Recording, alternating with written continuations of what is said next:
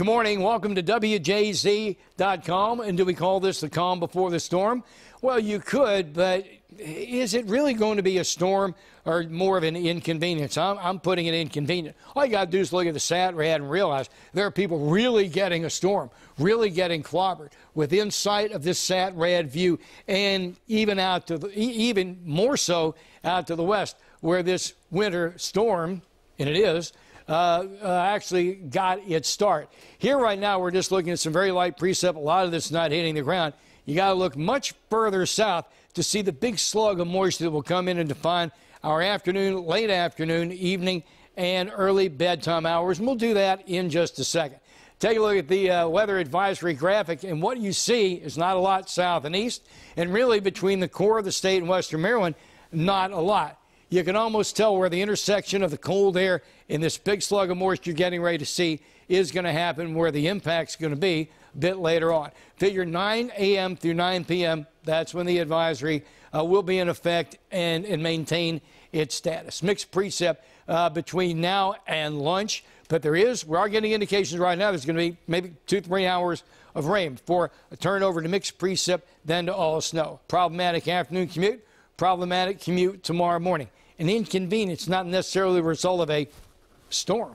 Okay, so around the metro, we're talking 2 to 3, get up toward the Mason-Dixon line, 3 to 4. This is worst case scenario, by the way. And then once you get to Glen Burnie and south, 1 to 2, nothing over on the Delmarva. Temperatures overnight have been above normal, but below freezing. So it's not like we'll end up with a slushy mix on the roads. And this is going to stick. Here's this big slug of moisture I'm talking about, moving right up. It's just being compressed, moving right up along the leading edge of this frontal boundary. And there's all this cold air. Let's take a look at the future cast. And again, it's going to be when the sun gets a little bit lower in the sky that we start to see a lot of mixed precip.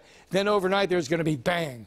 One more hit, an exclamation point of snow, as all this energy finally does exit the coast and cold air sinks into the region. And there's that high. It's going to be dragging it down right out of west central Canada. There's some pretty brutal temperatures out there right now. Matter of fact, let me show you at 7 a.m. It's minus 12 in Bismarck, minus 8 Minneapolis. When we all came to work about 4 o'clock, it was 8 degrees in Chicago. It's now dropped to 1. That's all before wind chill. This day we're going for a high temperature of about 38 degrees. A little rain, then snow if you just want to boil it down to 2 lines.